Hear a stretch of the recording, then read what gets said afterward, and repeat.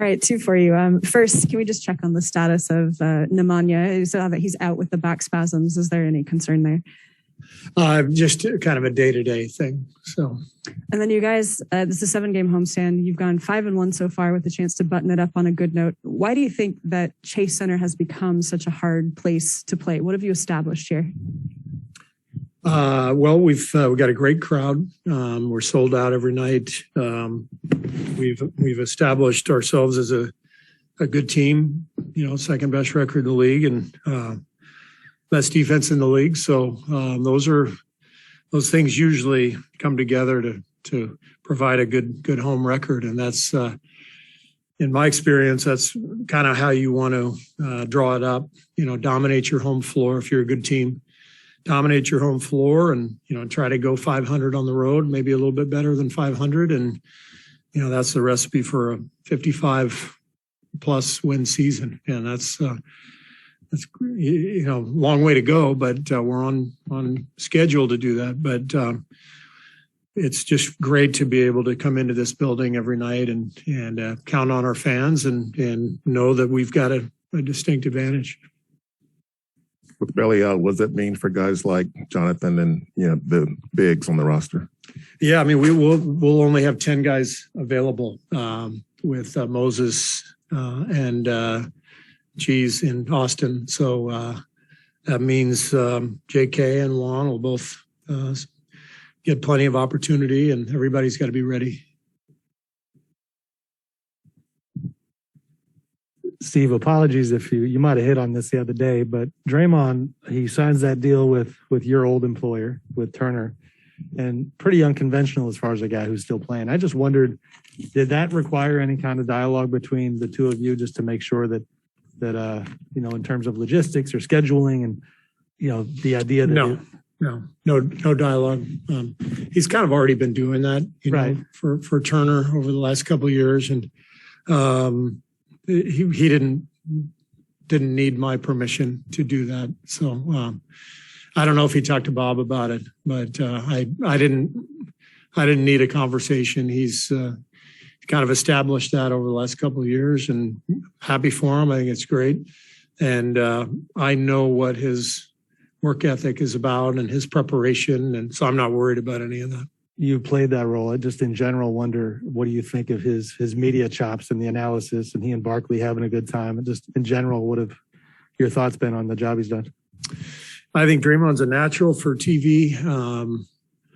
You may have noticed he's not afraid to speak his mind. And he also has a great way of explaining the game and the nuances and detail of the game to the viewers. I know when, you know, he's on during the playoffs, and I've watched him, you know, on the halftime show. He's great. He breaks down the game in a really good way. So he's got a future for sure. And actually, he's got a present now that he's signed that deal. But it's all good.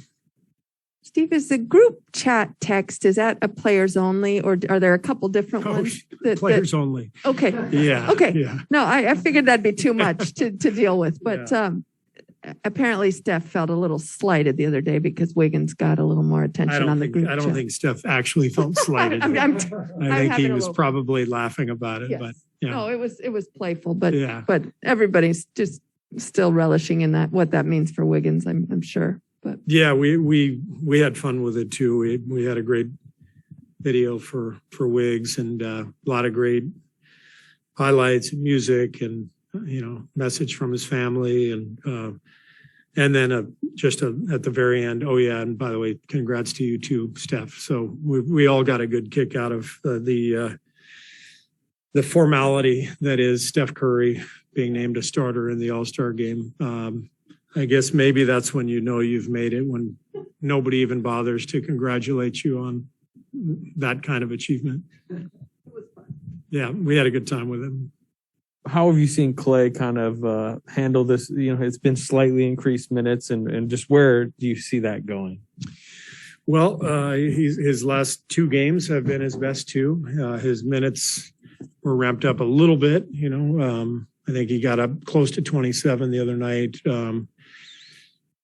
And we changed the rotation, as you know, so 3 shorter stints in the second half. I think it's just way more efficient and easier for him not to have to sit and ride that bike, during those long breaks. So it feels like we've got a better formula now, and he's obviously settling in. I'm most impressed with his patience and his ball movement, the drive and kick stuff. And it's like it's come back to him too, as he is driving, kicking the ball to Wiggs and Steph. They're doing the same to him, and it could be one of the best aspects of our offense going forward. All 3 of those guys shoot the 3 so well, and they're all really good at getting into the paint and kicking to each other. I know part of the reason you changed up his rotation was just so he wouldn't be sitting over there for so long. But how much of it is you wanting to see him with that second unit? I mean, it's probably a place he's going to stay for good, I assume, to start the second and fourth. Yeah. I mean, eventually he was going to get there anyway, so it made sense to get him there now. Originally we were just thinking we wanted to have him finish the game, of course, and then finish the second quarter. But this newer rotation is allowing us to give a look at him playing with Steph and Jordan, and it's it's got a lot of promise. There's a lot of playmaking, a lot of shooting, scoring there. So we'll keep looking at it and seeing what we can mine from that. And usually when you watch tape of a new group, some things kind of pop into your head, like, oh, we could do this, we could do that. A lot of the coaches will come in with ideas of different possibilities. So it's kind of fun watching it unfold. Steve, also forgive if you were asked this earlier in the week, but do you see any similarities in what you guys are trying to do, reintegrating Clay with what the Nets are doing, trying to reintegrate Kyrie, given both their layoffs? Well, I think what they're going through is much harder, frankly, just because he can only play road games. And, Clay has been here for, a decade. And so there's already some continuity that exists. And other than, just the 2.5-year absence, that he came off of and that led to, a lot of excitement and nerves. Once Clay settled down after 4 or 5 games, it seemed very, very natural. What Brooklyn's dealing with is unprecedented as far as I know. And it can't be easy going back and forth, playing him, starting him, to not having him at all. That's got to be really difficult. Steve, is Andre still expected to travel with you guys tomorrow? He's not going to travel. He'll stay back. He wouldn't have played in the back-to-back anyway. And so we've decided to keep him here for treatment and rest. And he scrimmaged yesterday and looked really good, felt really good. So we'll keep him back just to be smart. And he should be ready the next game. I don't even know. Next home game Thursday. Yeah. The other thing is, you and Steve or Nash are good friends. When you coach against someone who's a personal friend of yours, like you do Pop or with Luke or whatever, I mean, what's the ramp up like? I mean, do you guys talk at all? Is there dialogue? Is it inconsistent? I mean, is there a typical sort of a program when you have a situation like this? Not really. It kind of varies just depending on schedules. I haven't talked to Steve yet, so I'll talk to him out on the floor.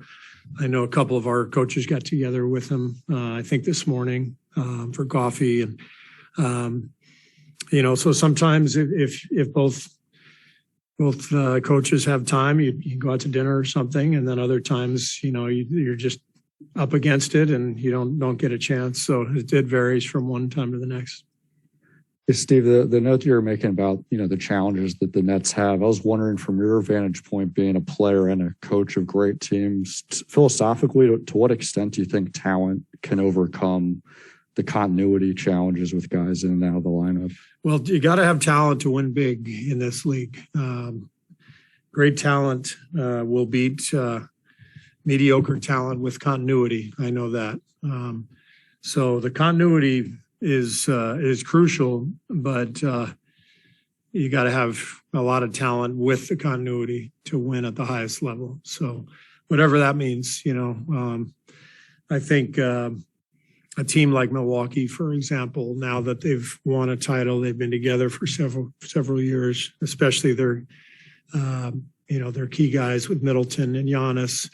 I know Drew just got there last year, but now they've got that continuity and the talent. Like, that team, they're going to be tough to overcome, for anybody in the East because of what they've experienced. But talent, if you're loaded with talent, you always have a chance. And continuity is important, but it's not everything. And a team like Brooklyn, if they're fully healthy and loaded, they are going to be a beast to try to take down. So it's going to be fascinating to watch. I think the East is absolutely loaded. We've played them all, and some great teams. Philly, Milwaukee, Chicago, Brooklyn, and I know I'm forgetting a couple more. Miami's going to be fully healthy. They're going to be incredible. So there's a lot of talent, and it's going to be fun to watch. Steve, did you pay attention to Patty Mills when he was at St. Mary's College and just sort of his path from Australia? And how much do you appreciate his journey? I mean, you have some journeymen. He's maybe not totally in that category, but a little bit. So I followed him a little bit. I was covering some college basketball back then, and so I knew of him. I knew he was a great scorer, and then I always enjoyed watching him play in his early years in the NBA. Really, obviously, made his mark in San Antonio, and given my friendship with Pop, Pop always raved about him and his leadership and character. And you probably know we were trying to sign him this past summer.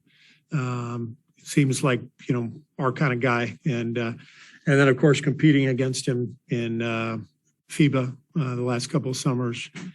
So I'm a huge fan. He's a great player and leader. You can just feel his energy and his character when he's out on the floor.